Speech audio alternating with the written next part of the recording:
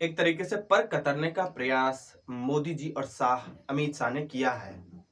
इसका उदाहरण महाराष्ट्र में भी है कि वहां देवेंद्र फडणवीस जो एक कद्दावर नेता बीजेपी के माने जाते हैं महाराष्ट्र के, और एक नारा भी बड़ी लोकप्रिय हुआ करता था कि केंद्र में नरेंद्र और महाराष्ट्र में देवेंद्र, पर उसको भी जो हस्र किया गया, उसका जो उसकी गत की गई, वो किसी से छुपी हुई नहीं है।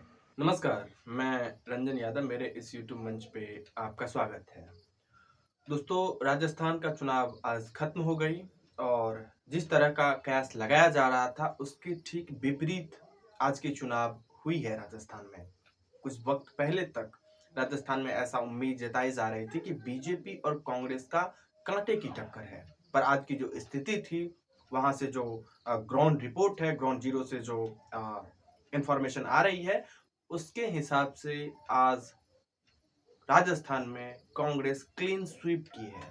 एक तरह से एक तरफा वोट था और लोगों ने खुल के कहा कि हमें कांग्रेस चाहिए, बीजेपी नहीं चाहिए। उसकी कई वजह हैं, आज हम उसी वजह पे, उसी कारण पे बात करेंगे और जानने का प्रयास करेंगे कि आखिर राजस्थान जो माना जा रहा था कि जो 5 राज्यों का चुनाव हो रहा है उसमें सबसे ज्यादा कहीं बीजेपी को एज है, तो वो राजस्थान में एज था। कुछ वक्त पहले तक बाकी जितनी भी सर्वे एजेंसियां हैं या ओपिनियन पोल जो आ रही थी, वो यही बता रही थी। बाकी और भी हम लोगों के जो संपर्क सूत्र थे, वहां से भी जो सूचनाएं मिल रही थी, उसके हिसाब से 4 राज्यों में कांग्रेस को एज है, लेकिन राजस्थान में बीजेपी को एज था। पर आज उसके ठीक विपरीत हालात बदल चुके हैं। आज का जो वोटिंग हुआ है, उसका जो पैटर्न था, वो कई वजह से कांग्रेस के पक्ष में एक तरह से क्लीन स्वीप हुई है और बताया जा रहा है कि कांग्रेस की सरकार मजबूती के साथ राजस्थान में भी बन सकती है। आज उसी वजह पे बात करेंगे और जानने का प्रयास करेंगे कि आखिर वो कौन सी ऐसी वजह थी जिसके वजह से लोगों ने बीजेपी को और मोदी के चेहरे को नकार दिया। अब दोस्तों, जिस तरीके से बीजेपी ने अपने स्टेट लीडरशिप को पर कतरने का प्रयास किया, अंतोगत्वा आज वो बीजेपी के ही लिए नुकसान साबित हो रहा है। क्योंकि हम लोगों ने देखा कि गुजरात में जिस तरीके से रातों रात पूरी सरकार की मंत्रिमंडल बदल दी गई, कर्नाटका में चुनाव से एन वक्त पहले वहां के जो मुख्यमंत्री थे उसको बदल दिया गया। अभी हाल फिलहाल में जो 5 राज्यों का चुनाव हो रहा है, वहां भी मध्य प्रदेश में शिवराज सिंह चौहान को दरकिनार कर दिया। रमन सिंह जो छत्तीसगढ़ के मुख्यमंत्री थे, उनको भी वो कई सालों से सोए हुए थे, कुछ वक्त पहले चुनाव से उनको जगाया गया। तेलंगाना में जो चुनाव हो रहा है, वहां भी यही स्थिति थी, क्योंकि बीजेपी का जो वहां प्रदेश अध्यक्ष बनाया गया, वो दिल्ली से जाके वहां प्रदेश अध्यक्ष बना। वहां कोई लोकल लीडरशिप नहीं था जो बीजेपी का तेलंगाना में अध्यक्ष बना। अब यदि राजस्थान की बात करें, तो राजस्थान में शुरुआत से ही वसुंधरा राजे को नजरअंदाज किया बीजेपी और मोदी साहब ने। अब क्या वजह थी? कई लोग तो ये भी कहते हैं कि मोदी जी को इस बात का डर है कि कहीं ऐसा न हो कि कोई छत्रपक्ष इतना मजबूत हो जाए कि केंद्र पे भी वार कर सकता है, मोदी पे भी वार कर सकता है। इस वजह से एक एक करके, चाहे शिवराज सिंह चौहान हो, रमन सिंह हो, वसुंधरा राजे हो, योगी आदित्यनाथ हो, कर्नाटक के मुख्यमंत्री हो, जो भी हो सकते थे संभावित कद्दावर नेता, उनको एक तरीके से पर कतरने का प्रयास मोदी जी और अमित शाह ने किया है। इसका उदाहरण महाराष्ट्र में भी है कि वहां देवेंद्र फडणवीस जो एक कद्दावर नेता बीजेपी के माने जाते हैं महाराष्ट्र के, और एक नारा भी बड़ी लोकप्रिय हुआ करता था कि केंद्र में नरेंद्र और महाराष्ट्र में देवेंद्र, पर उसको भी जो हस्र किया गया, उसका जो उसकी गत की गई, वो किसी से छुपी हुई नहीं है। पर इसके ठीक विपरीत कांग्रेस ने इस चीज को समझा, क्योंकि कांग्रेस में भी यही स्थिति 1980 के बाद से लगातार बनी हुई थी। लेकिन भारत जोड़ो यात्रा के बाद राहुल गांधी ने इस देश के नब्ज को पकड़ा और वो समझे कि इस देश में विविधता है, बहुलता है, उसे हमें एक्सेप्ट करना पड़ेगा। लोगों की भाषा अलग है, बोलचाल अलग है, खान पान अलग है, रहन सहन अलग है। इसीलिए केंद्र के द्वारा किसी भी राज्य में कोई भी लीडरशिप थोपा नहीं जाना चाहिए, और यदि थोपा जाता है तो उस राज्य के, उस क्षेत्र के, उस रीजन के लोग उसे दिल से एक्सेप्ट नहीं करते हैं। भले ही मजबूरन कानूनी रूप में औपचारिकता बस एक्सेप्ट करे, लेकिन दिल से उसे एक्सेप्ट नहीं करता है। इसी वजह से राहुल गांधी ने विगत 2 वर्षों से कांग्रेस के छत्रपकों को खुली आजादी दी है ताकि वो ग्रो कर सके, डेवलप कर सके। और उसी का नतीजा है कि आज मध्य प्रदेश में यदि हम देखें तो कमलनाथ हो या दिग्विजय सिंह हो, छत्तीसगढ़ में देखें तो भूपेश बघेल हो, और यदि अभी जहां आज चुनाव संपन्न हुआ है राजस्थान में, वहां देखें तो अशोक गहलोत जैसा ब्रांडेड नेता आज कांग्रेस के पास है। इसी वजह से लोगों के पास कोई दुविधा नहीं थी कि आखिर यदि कांग्रेस की सरकार बनती है तो मुख्यमंत्री कौन होगा। कांग्रेस के पास आज एक मुख्यमंत्री का कैंडिडेट था, फेस था, जिसके वजह से उसका इस चीज का बेनिफिट मिला कि बीजेपी के पास मुख्यमंत्री का कैंडिडेट नहीं है। अब दोस्तों, नीतिगत फैसलों पे यदि बात करें कि पॉलिसी लेवल पे किस तरह की पॉलिसी बनाई गई और उसको इम्प्लीमेंट किस लेवल पे किया गया, क्या वो जो पॉलिसी बनाई गई उसका असर जमीन पे देखने को मिला, तो अशोक गहलोत ऐसा नहीं है कि चुनाव के वक्त ही जो पॉलिसी 7 गारंटी उन्होंने दी, ये एक नई चीज ऐसा नहीं है कि ये नई थी। अभी चुनाव के दौरान उन्होंने जो 7 गारंटी दी, उन्होंने विगत 1.5-2 साल पहले से जो राजस्थान में काम कर रहे हैं, चाहे वो गैस सिलेंडर सस्ती कीमतों पे दी जा रही थी, चिरंजीवी बीमा योजना जो उन्होंने 25 लाख तक बीमा कवरेज करता था, वो एक बड़ा लोकप्रिय योजना थी केंद्र सरकार, राजस्थान सरकार की। और इन्हीं 2 पॉलिसी की वजह से, योजना के वजह से अशोक गहलोत सरकार की अच्छी खासी लोकप्रियता राजस्थान के लोगों में बनी हुई थी। और खासकर विगत 1.5-2 सालों से उन्होंने अच्छी खासी अपनी पीआर भी करवाई, एडवर्टाइजमेंट भी करवाई, अपनी जो लोकप्रियता हासिल करने की जो भी साधन हो सकते थे उस पर भी उन्होंने अटेंशन दिया, पूंजी लगाई, खर्च की। तो कुल मिला के ये पहले से लोकप्रिय नेता के तौर पे जाने जाते थे। चुनाव जब आई तो उन्होंने तुरंत इमीडिएट एक्शन लेते हुए 7 गारंटियां उन्होंने दी, जिसमें यही था कि 400 में सिलेंडर देंगे, चिरंजीवी बीमा योजना जो 25 लाख तक का कवरेज देता था उसको बढ़ा करके 50 लाख किया गया।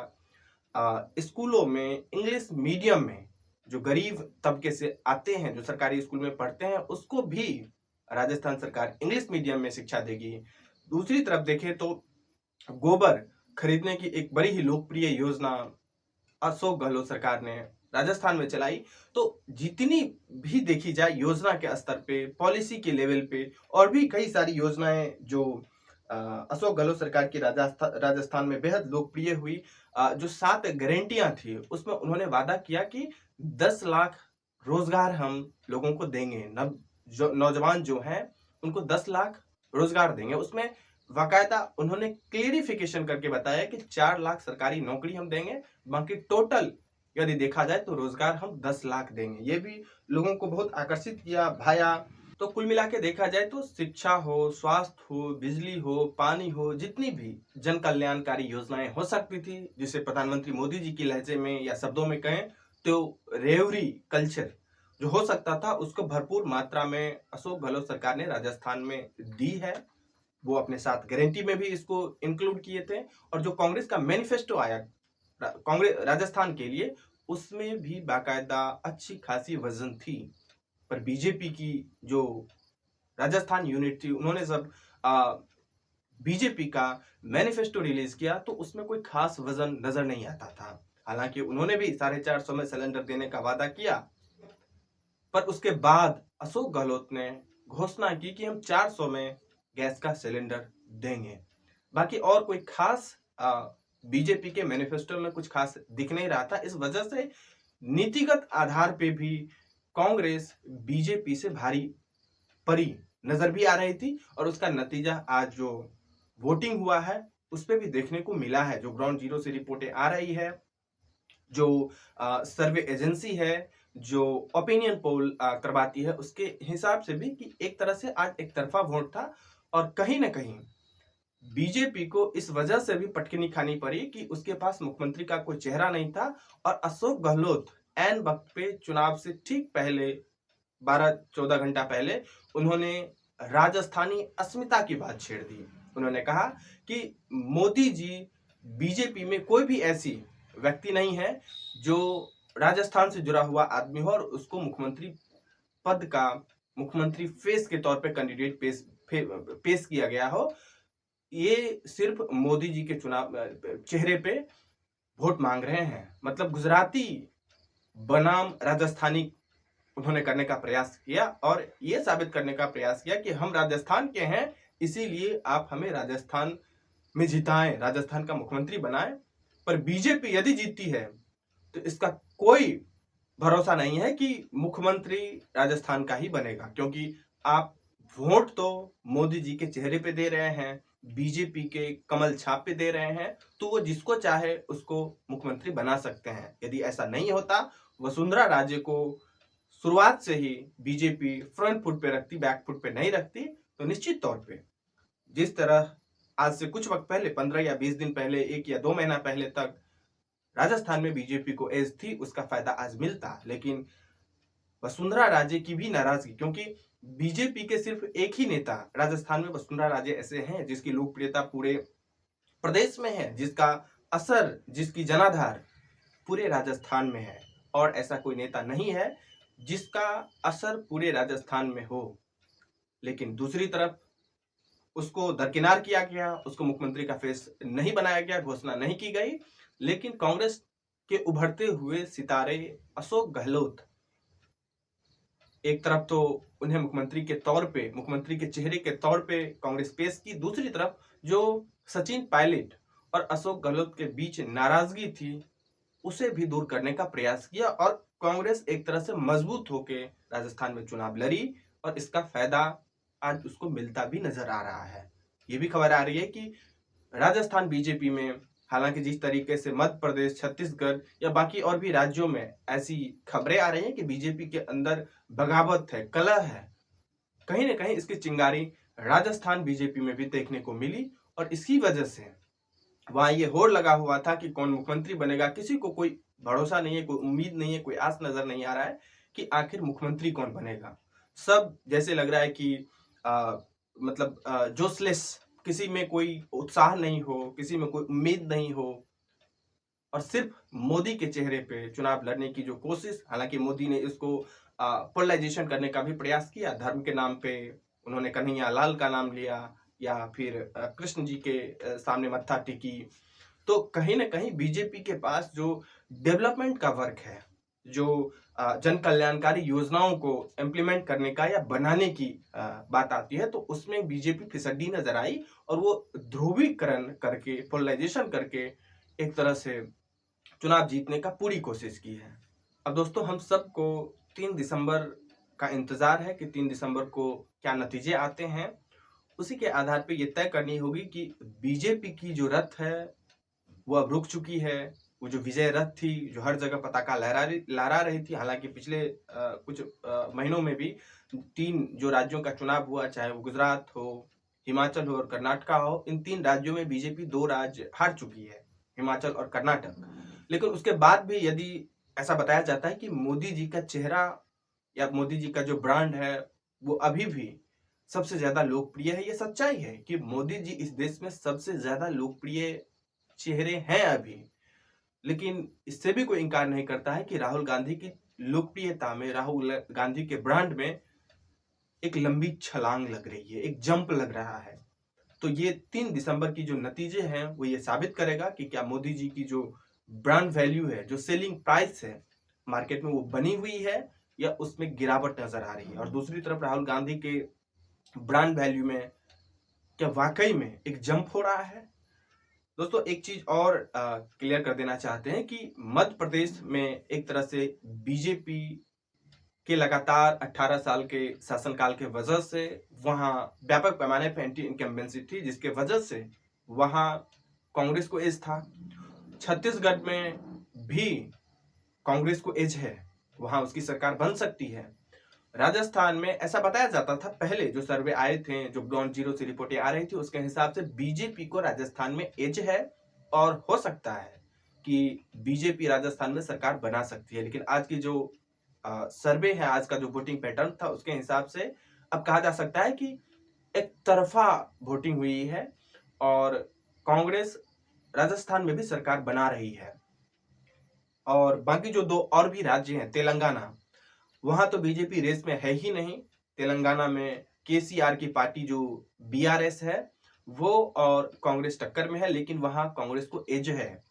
लोग तो यहां तक कहते हैं कि कुछ बड़ा कर सकती है तेलंगाना में कांग्रेस। हालांकि पिछली बार जब चुनाव हुई थी 2018 के करीब, तो वहां पे बहुत कम 19 विधानसभा सीटें के करीब में कांग्रेस को आई थी, लेकिन कांग्रेस एक बड़ा जंप तेलंगाना में भी लगाने जा रहा है।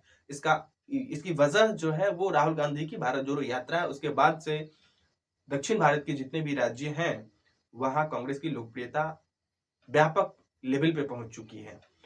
और मिजोरम की बात करें तो मिजोरम में कई क्षेत्रीय दल हैं और वहां कांग्रेस भी चुनाव लड़ रही है। बीजेपी की स्थिति मिजोरम में खराब है, लेकिन उम्मीद है कि वहां जो क्षेत्रीय दल है उसके साथ कांग्रेस गठबंधन की सरकार बना ले। कुल मिला के यही जो 5 राज्य था उसका अपडेट था।